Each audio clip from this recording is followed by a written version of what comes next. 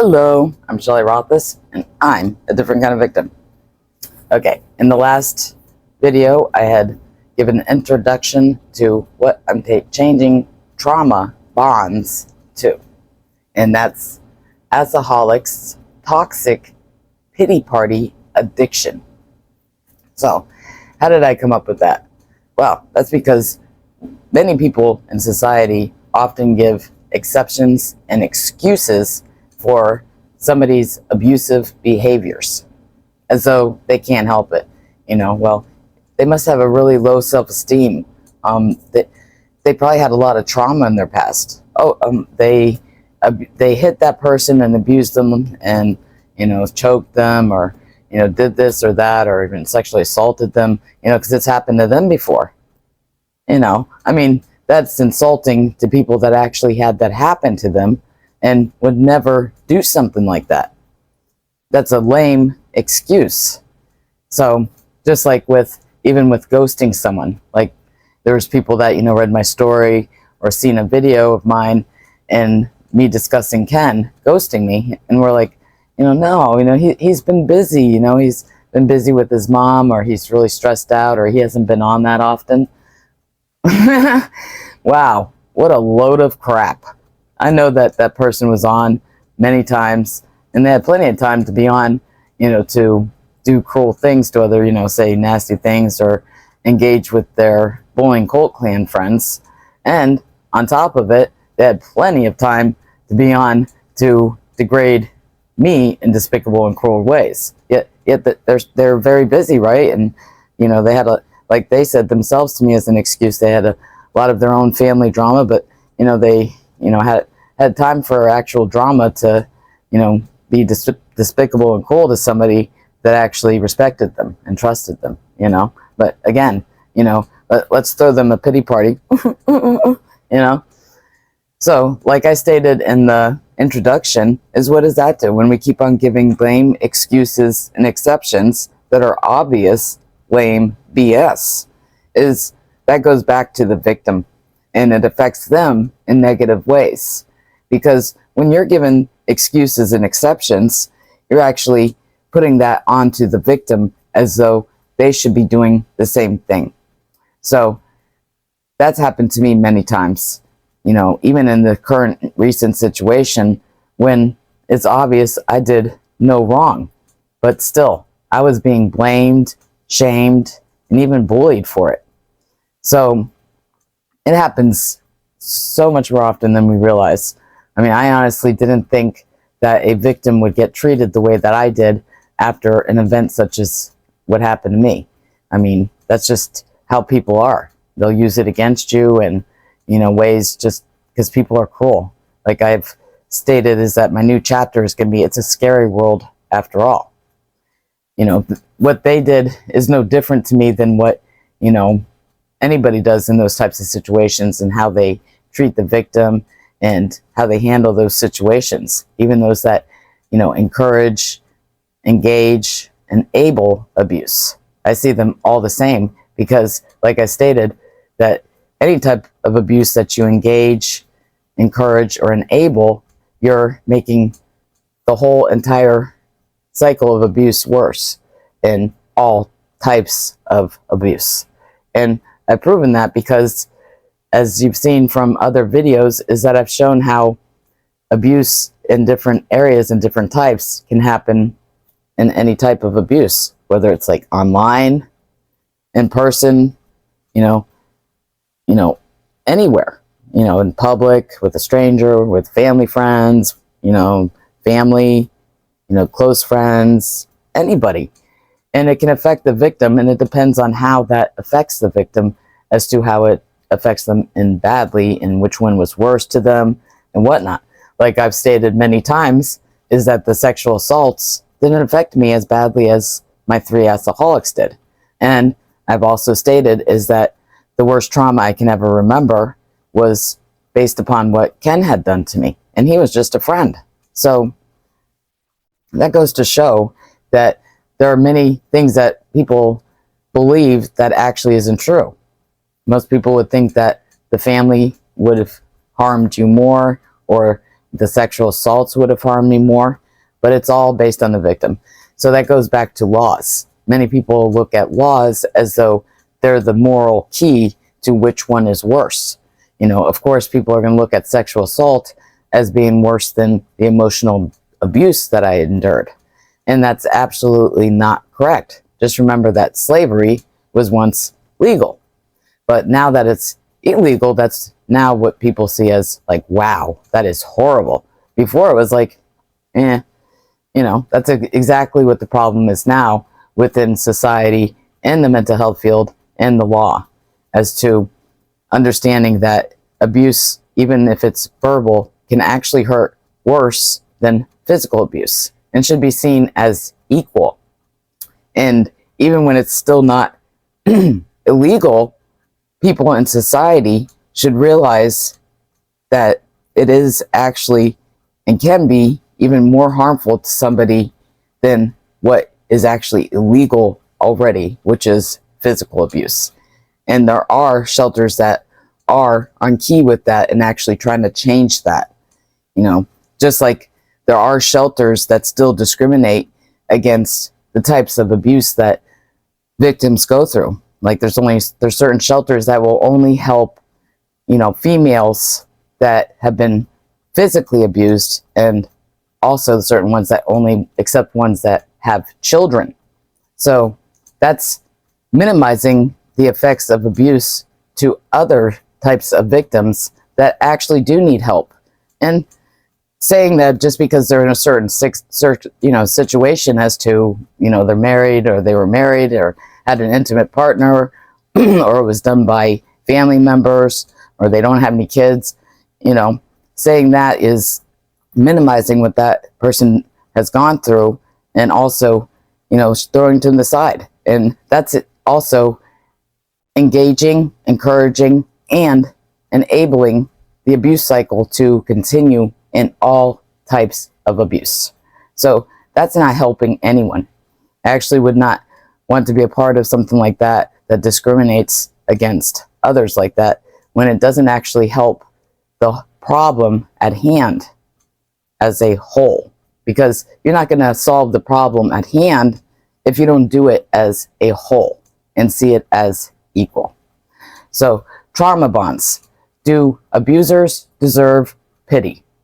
I totally disagree, which is why I want to change trauma bonds to Assoholics toxic pity party addiction.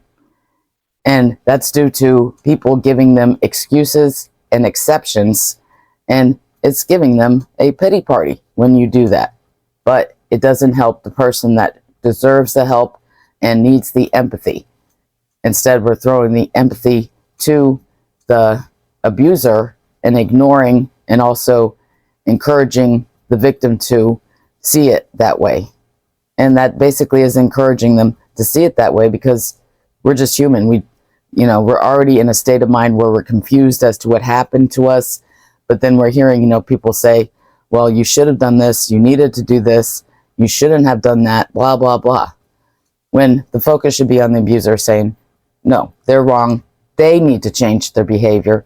They need to do this. There's no excuses or exceptions for someone who chooses to use abusive behaviors. That's how I feel about it personally. Now, I'll get to the reading part. Assoholics toxic pity party addiction.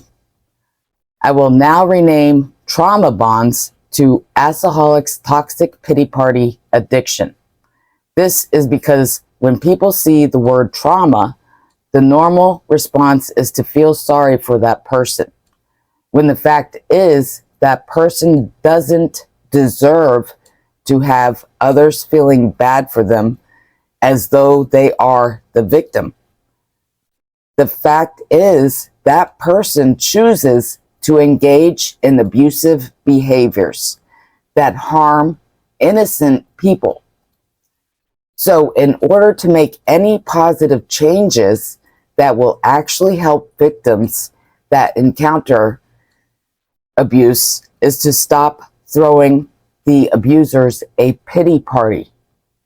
A person who chooses to use abusive behaviors should take full responsibility for their choice to harm others, which in turn will also help victims realize that they are not at fault for the abuse that they have endured. Now, the process and stages of forming the Assoholics toxic pity party addiction. The meeting stage. When the Assoholic finds a vulnerable person who feels a need for a sense of having importance with not only themselves, but within society as a whole. Example, Asika met Grumpster, who at the time was dating another woman. Grumpster was the perfect person for Asika to manipulate into her ring of power and control. Grumpster has unresolved feelings from his previous relationships that he never overcame, such as being raised in a large family where he didn't receive much attention and had a minimum amount of options due to the fact that his family had to live within a tight budget in order to provide for that large family. Grumpster was raised in a family that had a father, mother, and 12 children. Grumpster has 7 children from 5 different women. Grumpster also experienced his wife of 35 years leaving him unexpectedly. Example, my father was the oldest sibling of 6 children by his mother and father. His father died when my father was still a child. His mother had to provide for the family on her own. My father also grew up in an environment that he didn't receive much positive attention. My father also had little options due to his mother not having the means to provide much for her 6 children. My mother saw my father as the perfect target to join her circle in the arts of Shardism. The bonding stage. When the Assoholic is successful at manipulating their target to believe that they have their best interests at heart, they do this by convincing their target to believe that they won't be positively fulfilled in their life without the other person having full power and control over them. Example, Asika met Grumpster, who was previously the perfect, Asika met Grumpster, who is obviously the perfect target due to his previous experiences. She began manipulating Grumpster based upon his negative experiences that continue to negatively affect him in all areas within his life. Grumpster surrendered to Asika by agreeing to always be there for her, even if it negatively affects his life.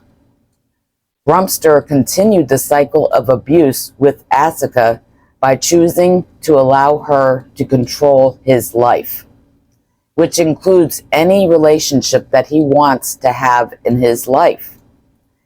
This is when the target gets a false sense of acceptance and content from having a relationship that they falsely believe is positively benefiting them. Even though the signs may be obvious to certain others, they are often not seen by most others as well. In this case, most others assumed that Grumpster and Asika are having a sexual relationship based on an agreement that they made together, when the fact is that Grumpster and Asika's relationship never involved any sexual activity. Their relationship is purely based on a toxic bond that has harmed not only others who tried to have a relationship with Grumpster, but it also harmed Grumpster's chances of having any relationship that would be positively fulfilling for him. Example, my mother was successful at achieving full power and control over my father when he chose to surrender himself to my mother. My mother convinced my father that his only hope to finally have a positively fulfilling life will only be possible if he follows her commands as for what he can or can't do in regards to what options one should be allowed to have the freedom to choose for themselves.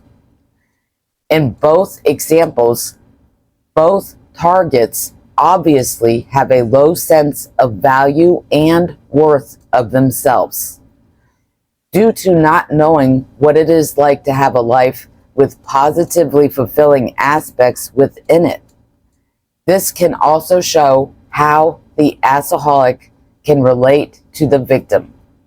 These behaviors become a normal pattern for the target because they don't want to have the consequences or punishment of having the negative feelings that comes with the realization stage of admitting that they have chosen to live a life that has caused not only themselves harm, but others who they had tried to have a relationship with. Now, that's very true. My father had come from a family of 6 children, and his father died when my dad was still a child. And based on what I've been told, there was neglect involved when he was being raised.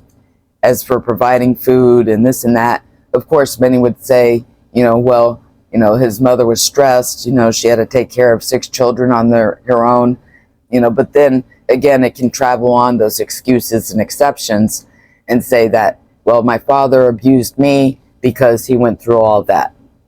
Bull crap.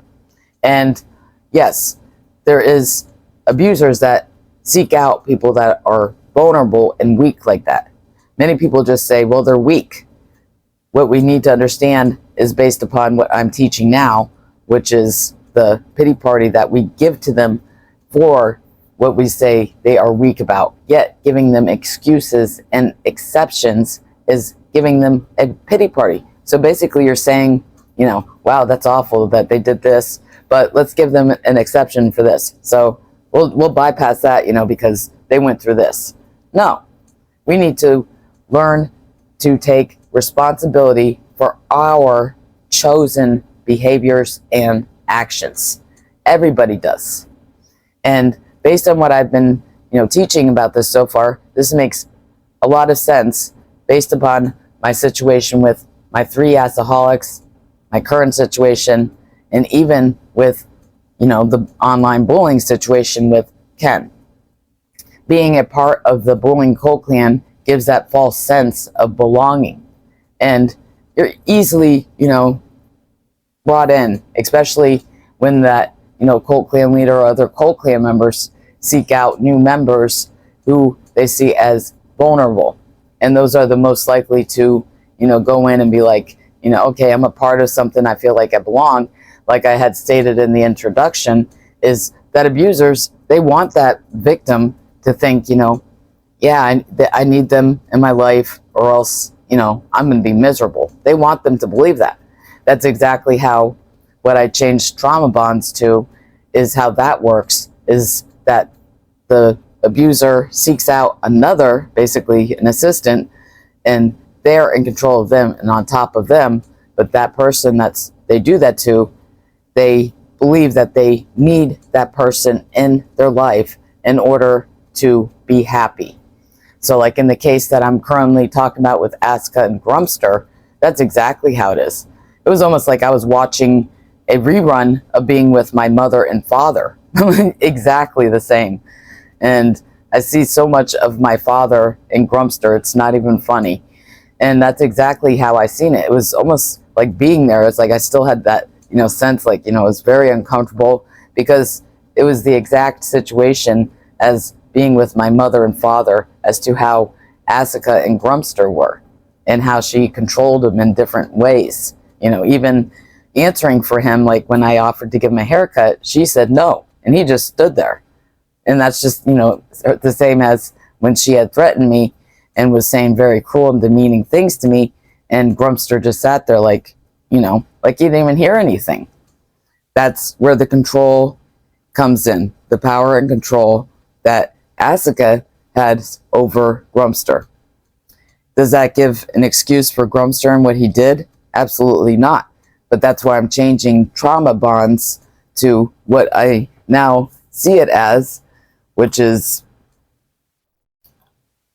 I say it's a lot better than what it is Assoholics toxic pity party addiction.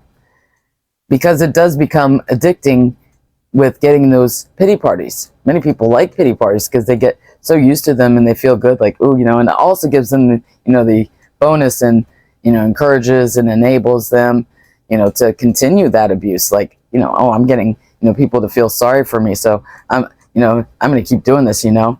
And also, you know, saying that's, yeah, I'm right by doing what I'm doing. It's also telling them, you know, yeah, it's okay that you're abusing, you know, you went through this and that, you know, or you're under the control of somebody else, so you can't help it, you know, just like Ken staying in the Boy and Colt clans, you know, he can't help but stay in there, you know, he might get attacked, you know, of course, it's always being, you know, it's easier to be an asshole than it is to what? Be the victim. But it takes personal integrity to what? To be the bigger person. And being the bigger person also involves stepping up and taking responsibility for your chosen behaviors and actions and not making excuses and exceptions. So I'm going to stop right here for now, and I'll be continuing this in part 2. Assoholics, toxic pity party addiction. I'm Shelley Rothus, and I'm a different kind of victim. See you next time.